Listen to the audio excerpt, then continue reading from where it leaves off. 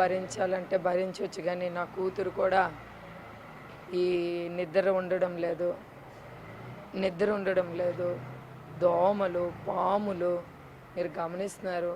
ఎవరు కూడా ఇక్కడ పడుకోలేని పరిస్థితి. ఆయన నా కోసం కాకపోయినా తన పిల్లల కోసమైనా ఆలోచించే పరిస్థితి కనిపించడం లేదు. ఎంత దారుణంగా బిహేవ్ చేస్తున్నారంటే అంత దారుణంగా. వాళ్ళందరూ కూడా ఆయన బ్రదర్ కానీ వాళ్ళ మదర్ కానీ ఈ రోజు వరకు కూడా మా కష్ట సుఖాలు ఏ రోజు కూడా పాలు పంచుకోలేదు. వాళ్ళు ఈరోజు ఎంటర్ అయిపోయి ఏమేమో పిచ్చి పిచ్చి మాటలన్నీ ఆడుతున్నారు. ప్రజలందరికీ తెలుసు వాళ్ళ పరిస్థితి ఏంటి, వాళ్ళ స్థితి ఏంటి.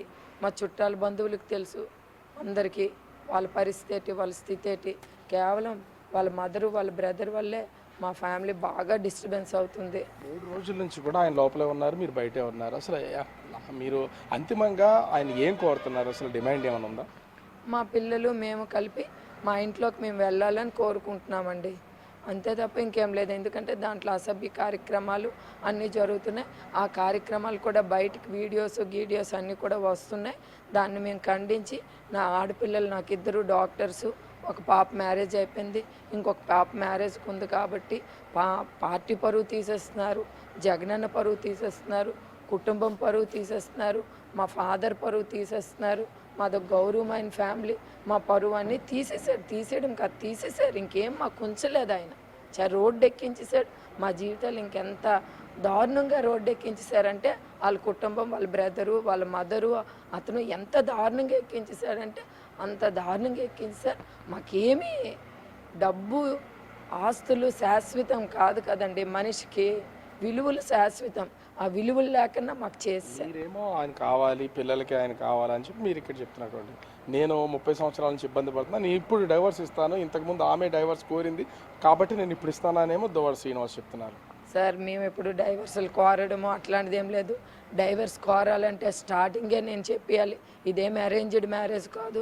ఆయన ఏదో గొప్పలు చెప్పుకుంటున్నాడు. ఆయన ఇంటర్వ్యూస్ గతంలో చూడండి, నేను ఇష్టపడి చేసుకున్నాను అని చెప్పాడు. ఈరోజు వచ్చాము మా ఇంటికి నన్ను మ్యారేజ్ చేసుకునే శక్తి సామర్థ్యాలు ఉండే కుటుంబం వాళ్ళది. మా పేరెంట్స్ని ఎగ్నెస్ట్ చేస్తూ నేను బయటికి వెళ్ళిపోయి, నేను మా ఫాదర్ మా మదర్ని కాదని ఈ మ్యారేజ్ చేసుకునే పరిస్థితి.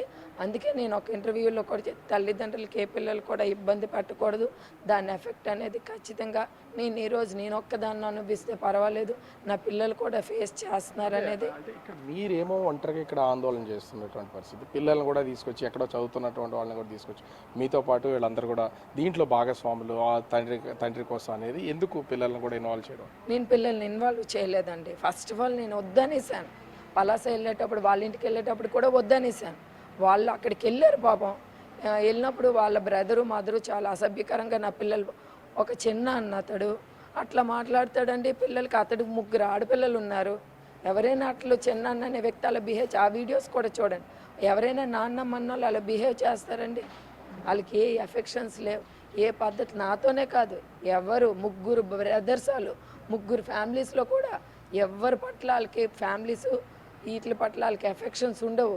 వాళ్ళ పరిస్థితి, వాళ్ళ అమ్మగారి పరిస్థితి, ఆ పిల్లల వాళ్ళ కొడుకుల పరిస్థితి, అందరి పరిస్థితి. నేను పిల్లలకి అన్నాను, వాళ్ళు మంచోళ్ళు కాదమ్మా, వాళ్ళకి ఎఫెక్షన్స్ లేవు, దయచేసి మీరు వెళ్ళకండి అంటే, ఇన్ని రోజుల నుండి మేము ఆ వీడియోలు చూసి ఇదవుతుంటే, అమ్మ మేము వెళ్ళి అడుగుతాం నాన్నకి అని అంటే 2 వరకు ఇక్కడ ఉన్నారు. మెసేజ్ కూడా మధ్యాహ్నం 2కి వచ్చారు పిల్లలు, మెసేజ్ కూడా పెట్టారు.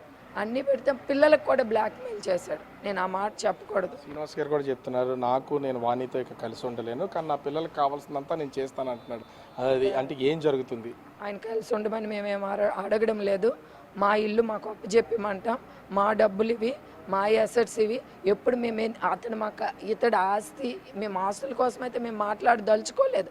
వాళ్ళ ఆస్తుల కోసం, డబ్బుల కోసం వాళ్ళు మాట్లాడుతున్నారు కాబట్టి అవన్నీ మిస్యూజ్ చేసుకొని వేరే రకంగా డైవర్ట్.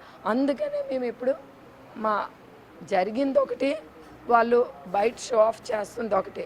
సో అందుకే మేము ఈరోజు ఏంటంటే లోపలికి ఎంటర్ అయిపోయి మా ఇది మేము తీసుకోవడానికి సిద్ధంగా. మీరేమో ఇక్కడ ఆందోళన చేస్తున్నారు, ఇంటి లోపలేమో శ్రీనివాస్ గారు ఉన్నారు. ఇప్పుడు ఈ వివాదానికి కారణమైన మాధురి నా పరువంతా తీశారు కాబట్టి ఆ ఇంటి ముందుకు వచ్చి నేను ఆందోళన చేస్తాను అంటుంది. మరి మీరేం చెప్తారు? మీ ఇంటి ముందని మీరని చెప్తున్నారు, ఆయన లోపల ఉన్నారు, ఆవిడేమో వచ్చి ఇక్కడే ఆందోళన చేస్తానని చెప్తాను. చేసుకొని అండి, పోలీసు చట్టము వ్యవస్థ అంతా ఉంది, వాళ్ళ పని వాళ్ళు చేస్తారు, సమస్య లేదు. ఎవరు ఊరుకోరు. ఎవరి కుటుంబాల్లో దూరిపోయి ఆవిడ ధర్నాలు చేస్తుంది. ఆవిడ డ్యాన్సులు లేవా మా ఇంట్లో? ఆవిడ వీడియోలు లేవా? మేమేమైనా తప్పుడు మాట్లాడుతున్నామా? ఆవిడే కదా మీడియా ముందు ఒప్పుకుంది మా ఇంట్లో ఉంటున్నానని. మేమేమైనా అసత్య ప్రచారాలు చేస్తున్నామా? ఆవిడ ఎలగండి ఉంటుంది, ఒక ఏమంటే ఏంటది అడల్టరీ లీగల్ అంటది. ఆవిడ అన్నీ ఒప్పుకొని మేమేదో ఆవిడ మీద సృష్టిస్తున్నామని ఆవిడ ఎలా చెప్తుంది? మేమేం సృష్టించడం లేదు, అన్నీ ఆవిడ నోటితోనే ఆవిడ ఫ్యాక్ట్స్ని ఒప్పుకుంది. ఎట్లా మా ఇంట్లో ఉంటుంది? మా ఇంట్లో ఉండవలసిన అవసరం ఆవిడకేంటి? ఏమంటే ఎన్ఆర్ఐ అంటది, కోటీసులం అంటది, డబ్బులు అలాంటప్పుడు ఆవిడిల్లు ఆవిడ ఉంచుకోకన్నా మా ఇంట్లోనే వచ్చి దూరిపోయి ఇష్టానుసారం చేసేసి కంపు చేసేసి. మాదొక గౌరవమైన కుటుంబం, మా ఫాదర్ ఒక జమీందారు, మాకు ఈరోజు శ్రీని గారు రోడ్డుకి ఇచ్చేసి వాళ్ళ అన్నదమ్ములు వాళ్ళ కుటుంబ సభ్యులంతా రోడ్డుకి ఇచ్చేసి ఎవరో ఒక అన్నోన్ పర్సన్ వచ్చేసి ఇష్టానుసారం మా కుటుంబం మీద మాకేమీ బ్రతకనివ్వలేదండి. శ్రీని గారు మా పిల్లల జీవితం, మా జీవితం సర్వనాశనం చేశారు.